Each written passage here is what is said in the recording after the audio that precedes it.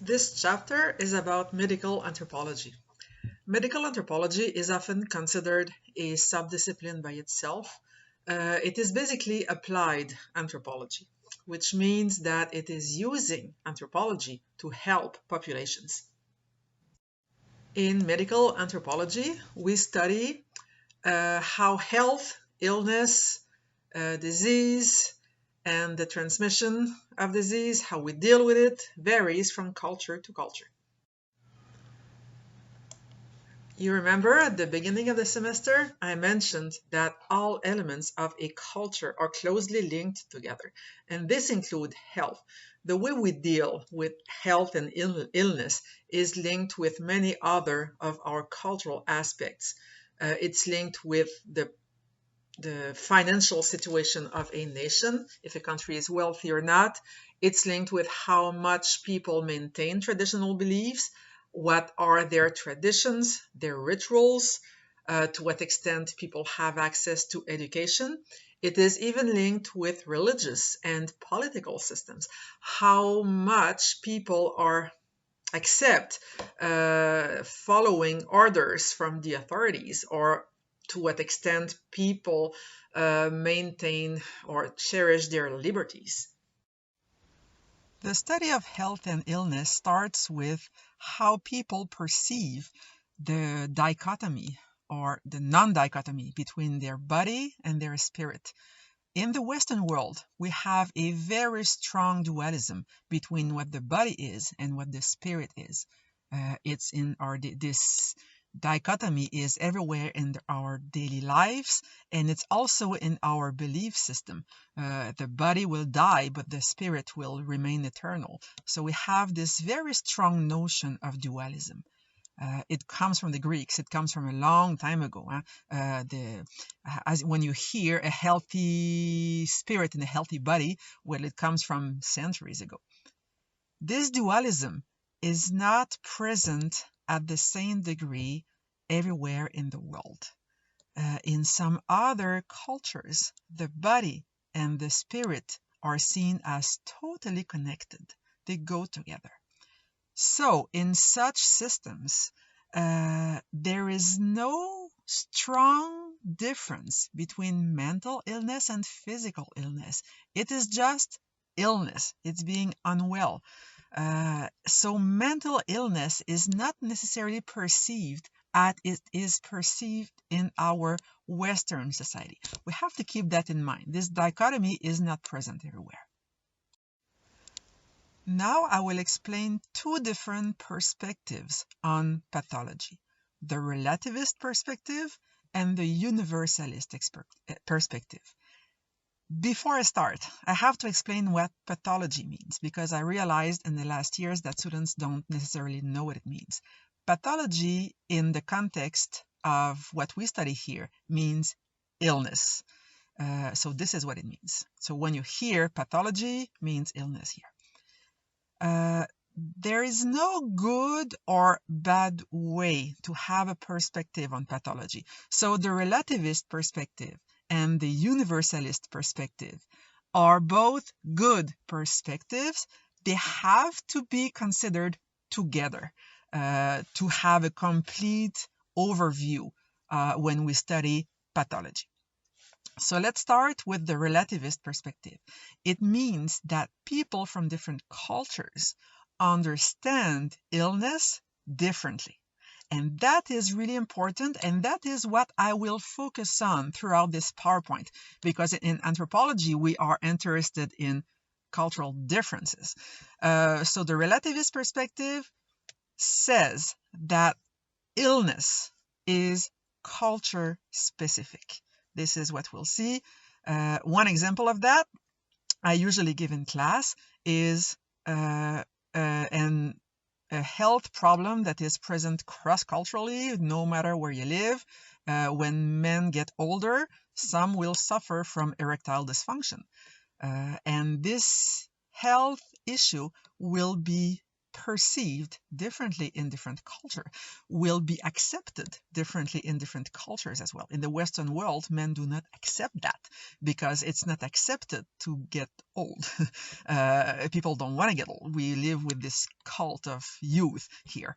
And if it happens to men, their first strategy is to see a doctor to have prescription drugs, like Viagra, for example.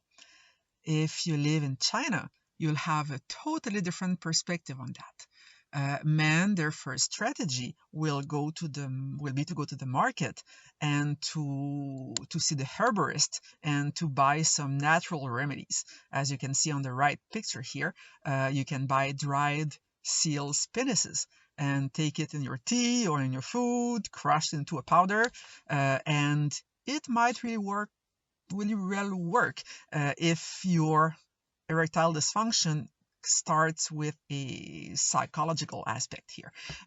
So different cultures, same health problem, different perspectives here.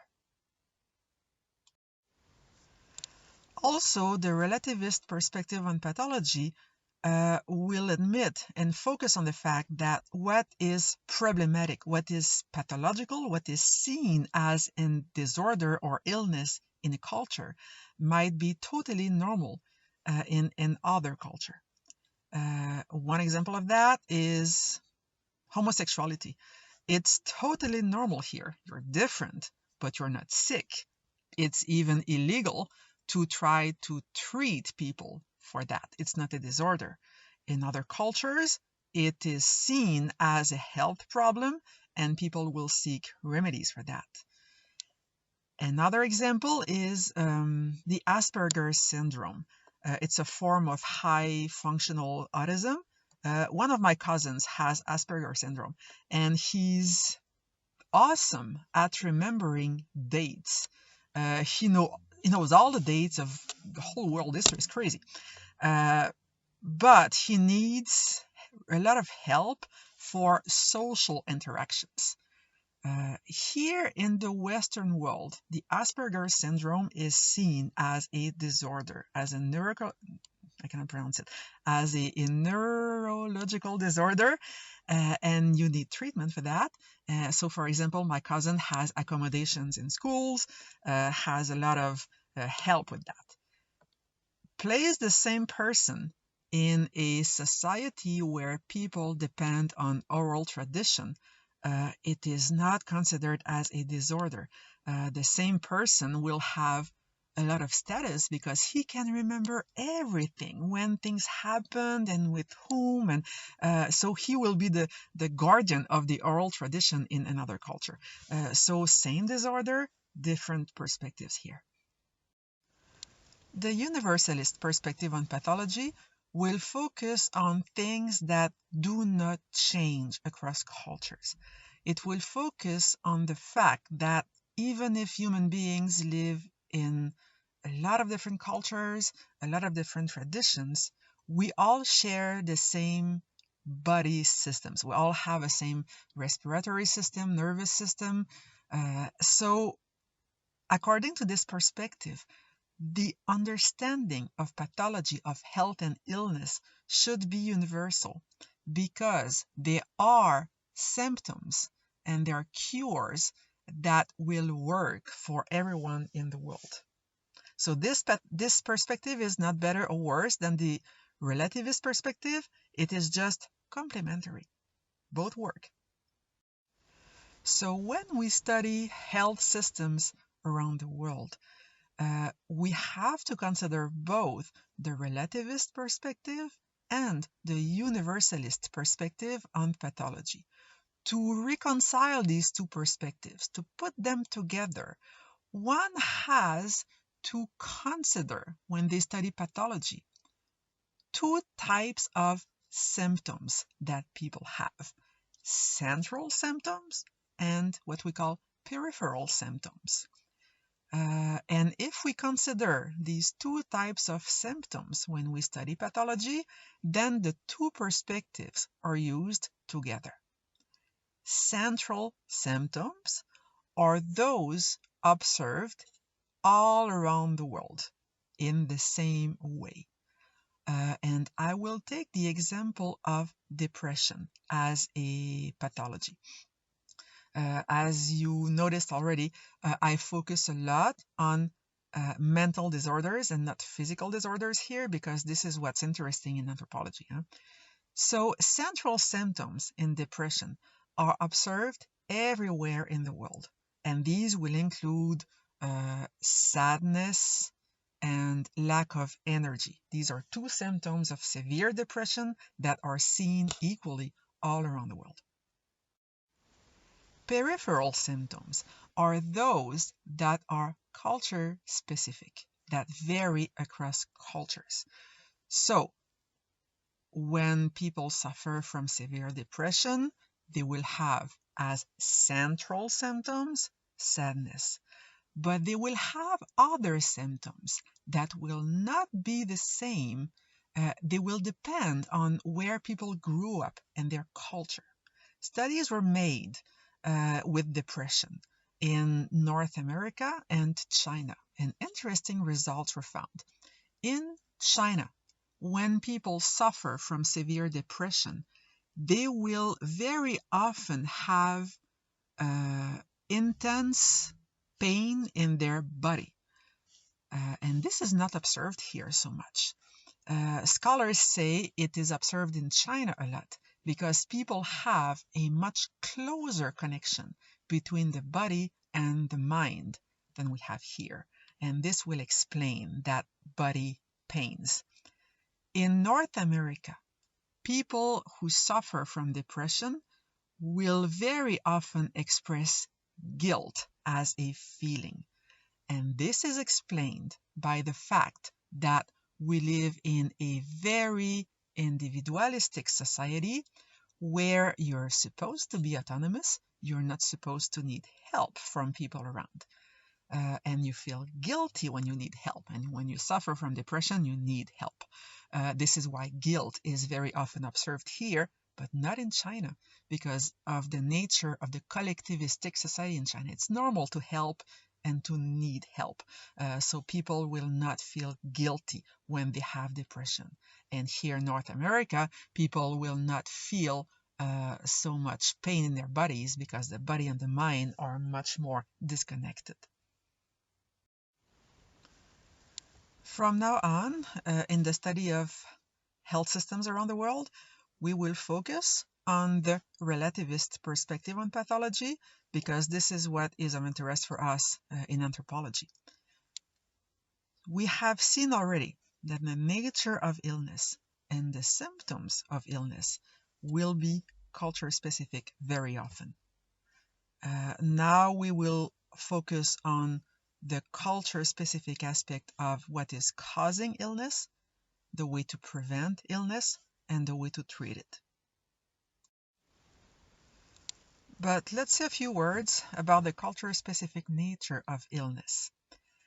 In the Western world, we have very convenient practical tools to determine what is an illness, what is not, and to classify illnesses. The first one is the ICD, which includes mostly physical illness and has a chapter on mental illness. So we have a dichotomy here. I will not discuss the ICD in this course. And we have the DSM. Now you know the DSM because you've studied the DSM in psychology, or you will do very soon. The DSM is a diagnostic and statistical manual of mental disorders. It's a book that is supposed to contain all possible mental illnesses people can suffer from. This is very convenient for psychologists to diagnose illnesses. It is also very convenient for other aspects of life like insurance. If you suffer from an illness that really exists, then you can have coverage. It is not an imaginary illness. And the DSM, we work now with the 5th edition that came up a few years ago. It's the DSM-5. The first edition came up in the 1950s. It needs to be updated sometimes for very good reasons. The nature of illness, what we consider illness, is changing throughout time. For example, in the DSM-1, homosexuality was listed as an illness, and it's not anymore, of course. And also, new illnesses appear in the society. For example, the DSM-5 probably contains some sort of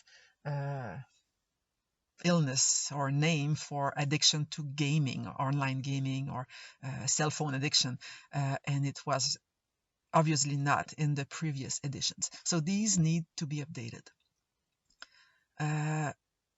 So this is for the DSM. The DSM is a very good tool, but it can be considered to some extent a little bit problematic for anthropologists because the DSM does not include most of what we call culture-specific syndromes. I will talk about that in the next slides. A culture-specific syndrome is a disease or illness that exists in only one culture of the world. One example of that. When I was working in Peru, when I was digging in the countryside, I was hiring farmers living in villages nearby to help me digging, especially the upper layers that are really harsh and hard to go through. So one day, one of my workers disappeared. And they have no cell phone, so there's no way I can reach them. So the guy disappeared 1 day, 2 days, and the third day the guy came back and told me, I'm sorry I was sick, and I hope you will pay me anyways. It's not my fault, I was not there. So of course I paid the guy, but I asked him, why were you away? Why did you miss work? And he told me I was cursed. I couldn't come to work. So for me, it's obviously not a reason, but for him, he was cursed and he was not able to come to work. Probably was really feeling ill, but for him, his interpretation of that was a curse from someone. So this can be considered a culture-specific syndrome that is obviously not in the DSM. If I don't come to work at the college, being cursed is not a reason to give to the HR people. So it does not exist here. But this is an example of culture-specific syndrome. So culture-specific syndromes are health problems associated with a particular culture or a particular group of cultures in one area of the world. They are not imaginary illnesses. They're real illnesses. Sometimes they're interpreted in a specific way by people because they do not know about medicine or science or they didn't go to school. It depends. There is a wide array of culture-specific syndromes. Your reading about the sleep paralysis is about a culture-specific syndrome. And the last question I was asking you was to find a culture-specific syndrome for that reading. I don't know if you did it yet, but you will have to. In the past years, I had very good examples of syndromes, illnesses that exist in only one culture. I would say there are two kinds of culture-specific syndromes. The first one being associated with beliefs and behaviors and cultural traits. My worker being cursed is a good example of that. He believed that. So this is for one type of culture-specific syndrome. I will give you examples in the next slides. The second type of culture-specific syndrome is illnesses and mental health problems that exist because of the situation in one country, the economic situation or the political situation. That's the second type of culture-specific syndrome. For example, PTSD in immigrant children coming from war zones here. Syrian children will often show signs of PTSD. That would be here considered a culture-specific syndrome because it's because of the political situation they were living in. I will give you two examples of culture-bound syndromes. They're also called culture-specific syndromes, folk illnesses. So all these terms mean the same thing. We'll give you examples of culture-bound syndromes that are linked with cultural traits or beliefs. I chose two examples from Japan. The first one, which I cannot pronounce, and by the way, if I'm asking you a culture-bound syndrome in a test, you do not have to know the name. Just the description of it is sufficient. The first one is the fear of offending people because of how you look, your physical aspect or your body. Example, you're afraid of blushing or sweating or having bad breath or things like that. It's a cultural trait in Japan where people are very polite. So this is linked with that cultural trait. This fear can exist in many countries, but not at a large scale as in Japan, and not enough important to put a name on it as Japanese people will do. Another culture-bound syndrome from Japan is karochi. This is a word to say death from overwork. This is especially a problem in Tokyo, but it can be in any major city. Men work very long hours. They have a lot of pressure to perform at work, and they commute long hours to go back home. So for that reason, that is not necessarily linked with the culture-bound syndrome, but men, as you see in the picture, will often rent a cubicle like that to sleep at night. Just a few hours before coming back to work.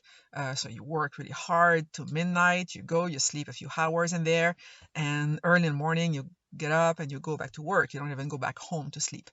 So this is an example to show you how men will work very seriously and hard. So there is a higher incidence in Japan of stroke or heart attack in young men linked with stress and long working hours. It's high enough and important enough to give a name to it and to be considered as a culture-bound syndrome. Of course, this can happen in any country. It happened in England a few years ago in a firm of lawyers where young men were having strokes because they were pushed too much to work. But in Japan, it takes more important proportions, and this is considered a culture-bound syndrome. Both these culture-bound syndromes are linked with cultural traits, how people behave in a specific country. Now, two examples linked with the economic or political situation in a population. The first example is from the Inuit population. It's Pidliktok.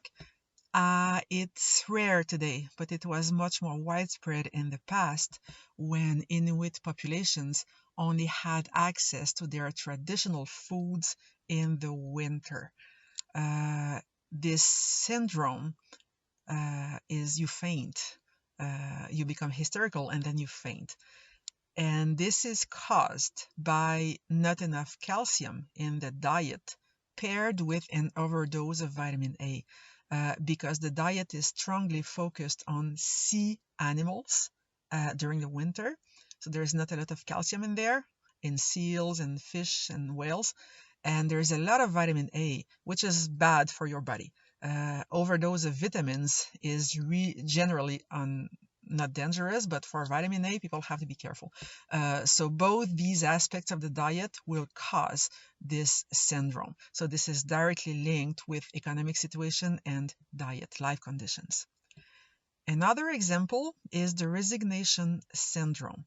This is seen in Sweden. This was documented mostly in Sweden in immigrant children from Syria. These children were in a situation where their family was in danger of being deported back to Syria.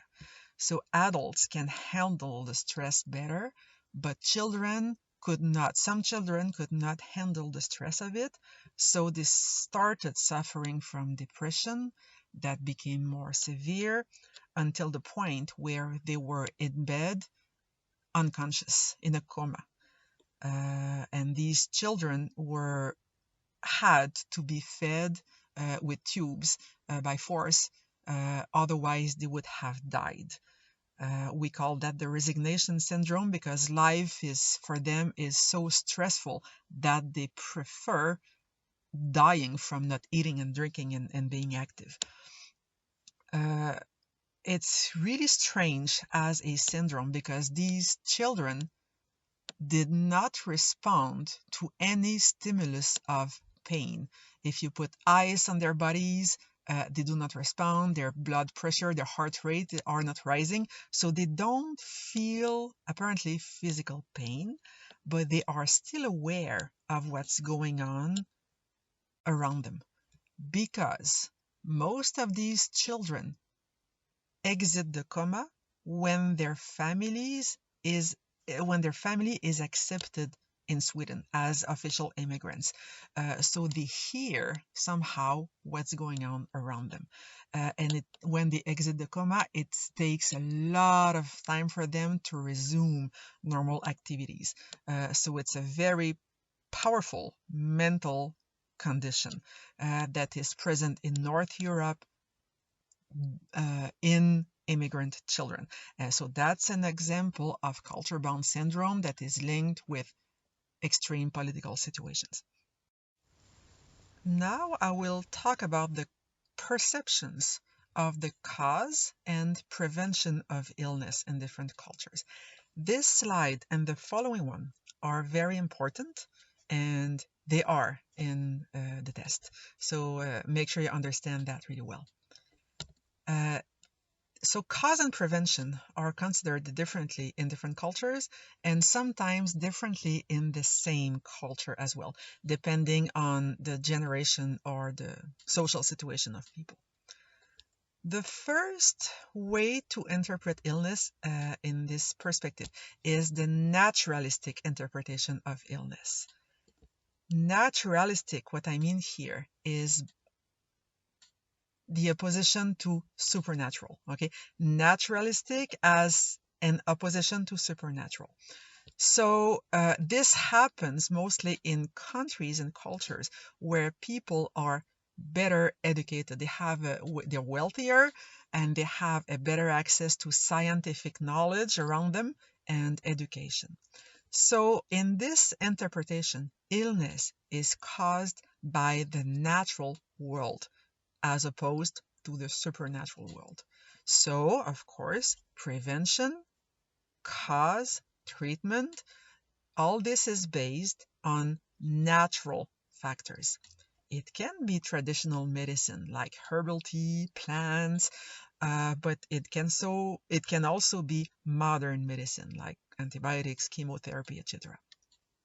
So for this interpretation, what is causing illness is many factors, but all based on nature, like germs, bacteria, viruses, parasites, all contagious things. Aging is a factor of illness as well. Genetic condition, you can have a genetic illness. Bad life habits as well, bad diet, no exercise, too much stress, not enough sleep. All these will be factors considered as causing illness in the naturalistic interpretation. It goes together with how people will prevent illness. They will seek medical treatment based on science. They will practice good hygiene. They will practice vaccination. They will try to eat well, to sleep well, and to exercise. These are all factors of prevention of illness based on the natural world. The naturalistic interpretation says that illness is caused by the natural world. not the supernatural world. In opposition, the personalistic interpretation of illness is based on the belief that illness can be caused by the supernatural world. This happens a lot in countries where people do not have access to scientific knowledge, don't have access to good education. So in this type of interpretation, the prevention of illness, the cause of illness, the treatments will be based on supernatural factors. And something that is important to say is that in nearly all cultures, both naturalistic and personalistic interpretations are considered. You will see here older people maybe say that, oh, some epidemics is caused by God, or it's human beings being punished, or you might hear this. Okay, I've heard my grandmother in the past saying something like that. So this is the personalistic interpretation of illness, mostly seen in older generations. In a lot of countries, people will have both interpretations together. For example, some illnesses will be considered as being caused by the supernatural world, the bad eye, el mal ojo, being cursed, whereas some other illnesses will be considered being caused by the natural world, cancer, the flu, etc. So it depends.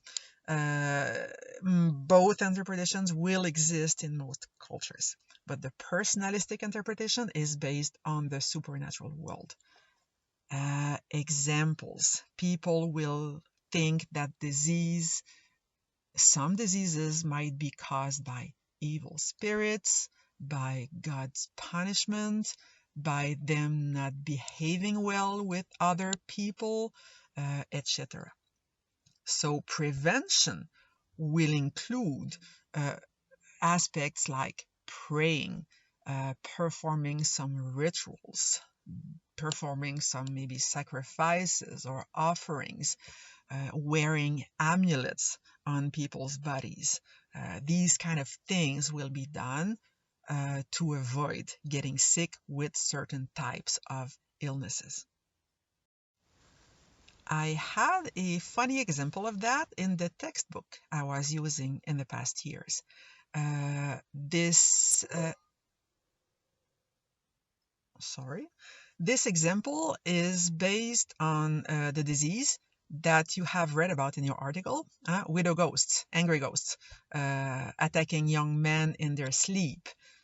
I'm not sure they say that clearly in the example, in the article, but this sleep paralysis thing exists in all cultures. They say that. But in some parts of Thailand and Southeast Asia, it is much more widespread in the population. And the fact that young men die in their sleep is caused by a medical condition that some men have. And it's more common in Southeast Asia because of the founder effect. It's a genetic theory that I will not explain here. But it's much more widespread in Southeast Asia because more men suffer from a specific genetic condition that make their heart beating slower. And in the night when they sleep, their heart sometimes beats so slow, then it stops, and it's causing sudden death in otherwise healthy young men. And people are afraid of it because they can't prevent it, and they don't know why it happens only to young men. As you know, a lot of genetic diseases only affect men, like hemophilia or being colorblind, for example. It's really rare in women. So they interpret that disease as being caused by the ghosts of women in specific areas of Thailand. They interpret this disease of being caused by the ghost of women who are not satisfied sexually, and they wander around villages. And they think these widow ghosts attack young men in their sleep to rape them. And they enter the house, they rape young men in their sleep, and men die because of it. So to avoid widow ghosts from entering their houses, young men will put these phallic shapes, wooden shapes in front of their houses. You see on the picture, they're coconuts for testicles. So they think that the widow ghost will just stop there, do her business, and go away, and you will not die in your sleep. So this is a belief. It's an example of the personalistic interpretation of illness. They have the belief here that the illness is caused by the supernatural world, ghosts, and it can be prevented in a supernatural way, as you see here. To continue with the personalistic interpretation of illness, in a lot of countries, some people are considered to have special abilities to treat health problems that are caused by the supernatural world. We call them in anthropology folk healers. They will have different names. They will be called curanderos in Latin America or marabout in French Africa. It depends on where you are. They have different names. In some cultures, as you know, some illnesses will require modern medicine or the hospital, while other will require the healer. Or when you don't have money to go to hospital, you go see the healer. A universal health care system as we have here is really not granted to everyone in the world. A hospital is expensive, so healers are popular for that reason as well. When you can't afford medical treatment, you go see the healer. Healers work in different ways depending on the country they are. For example, in West Africa, marabout will heal you by you lie in the dark, and then they will recite verses of the Quran to you, in a soft voice, over and over and over. It can last an hour, and then it will alter your perception, your mind, and you will feel better. This is how they work. I've seen folk healers working in Peru. They work in very different ways. What they will do is they will work during the night on archaeological sites. This is why I've seen them working. They will lit fires. They will chant and dance and drum. They will spit perfume on people. They will rub stones in their bodies. So it's a whole healing session in which people's senses are all in action. They smell things, they see things, they touch things, so it has an effect on them. Healing sessions involve psychotherapeutic techniques. The placebo effect, our suggestion, what I mean here is the placebo effect will work. They will also, healers sometimes in some contexts, will also act as mediators with people you are in fight with. So they will kind of try to fix your relations, and it's supposed to make you feel better.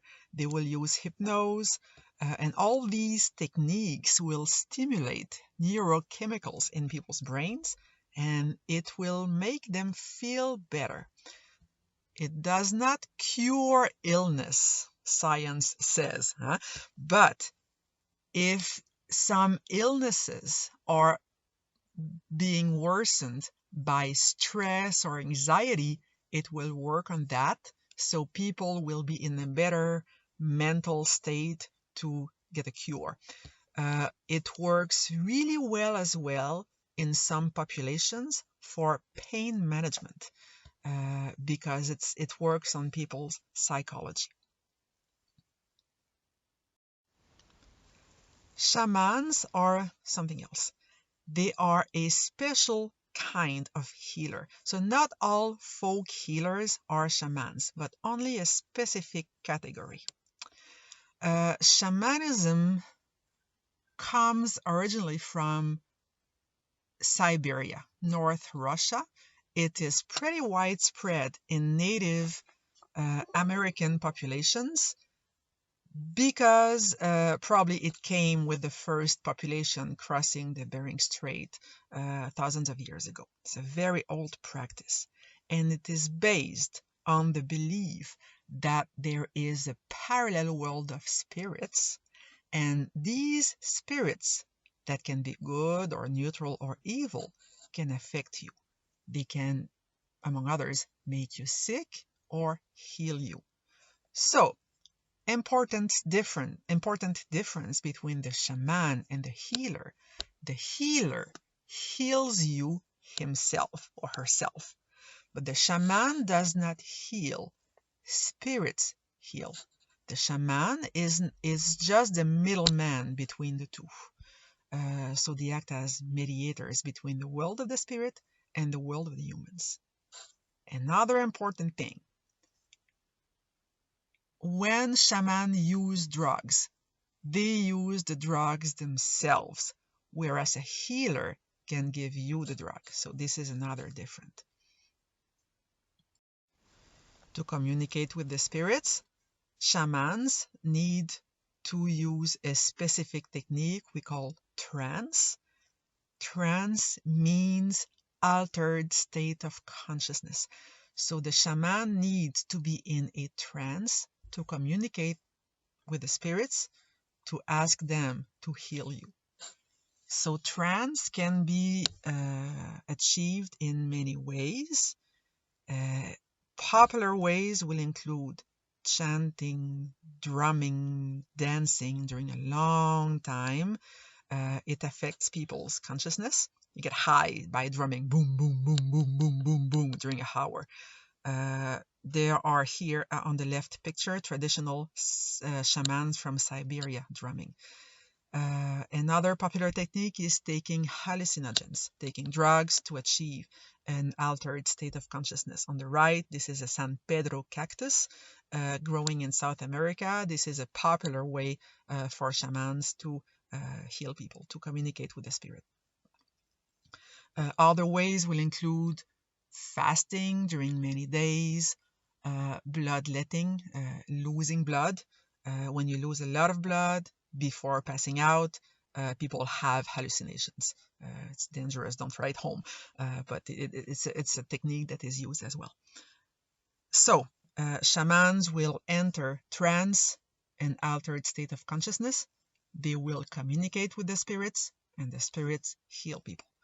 It's based on the belief that there is a world of spirits that can actually affect people's lives. Now I'm going to talk about epidemiology. Epidemiology is not necessarily linked with anthropology, but it can be. In this case, we call it cultural epidemiology. Epidemiology by itself is the study of infectious diseases and everything around it. How they appear in the world, how they spread, how we can prevent and cure.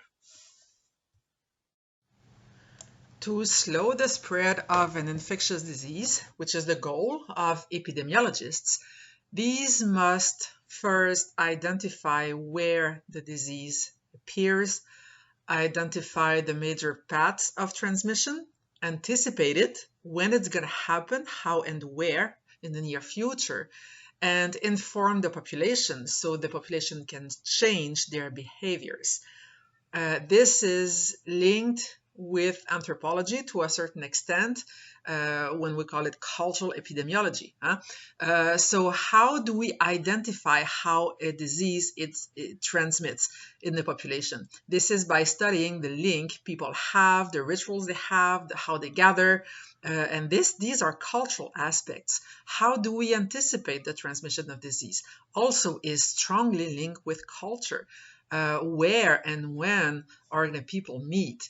This is linked with our beliefs, our holidays, our habits as a population, as a culture.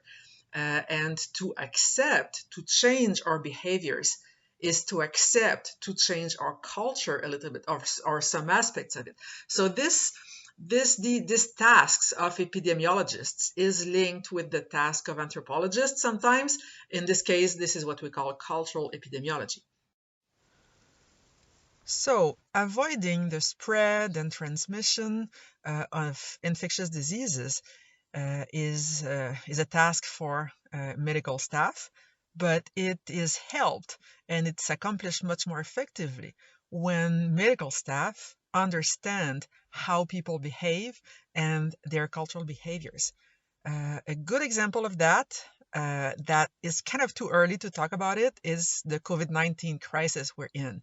But we're in the crisis, so it's really hard to get conclusions now.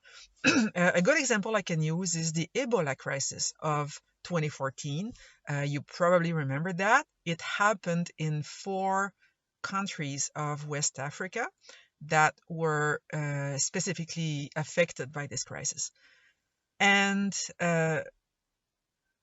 doctors had a lot of difficulties helping people avoiding the transmission of disease. And anthropologists helped a lot with that in the field. Doctors had difficulties because of 3 specific cultural traits that people have in West Africa. The first cultural trait is compassion. When someone is sick, the family naturally will visit them and help around in the house. And when there's a virus around, like the Ebola virus, it's the last thing you want to do. But people still did it because it's a very important trait in the culture to help people. Also, traditional funerary practices are not the same as they are in our society here. In the countryside, specifically, but everywhere, a lot of people die home, not in the hospital. And it's the task of family members to wash the body and to bury it as soon as possible, within 24 hours, generally in these countries. And also, in the case of Ebola, bodies are contagious even after death. So homemade funerary practices, as it is tradition, had to stop.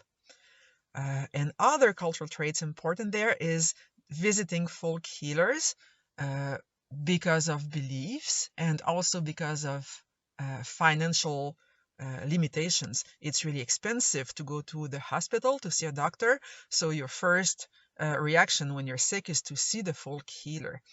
So people visiting folk healers means crowded places, people visiting the folk healer at the same time, and a false sense of security. People feeling protected by the folk healer, but not protected in reality. So anthropologists worked with people in the field to change these behaviors. For example, they convinced people not to visit those who are sick, to call them and to wait to visit them after, or if there's possibility, to wire money instead of visiting to help. Funerary practices changed. It was really hard for people to change their grieving practices, but it happened.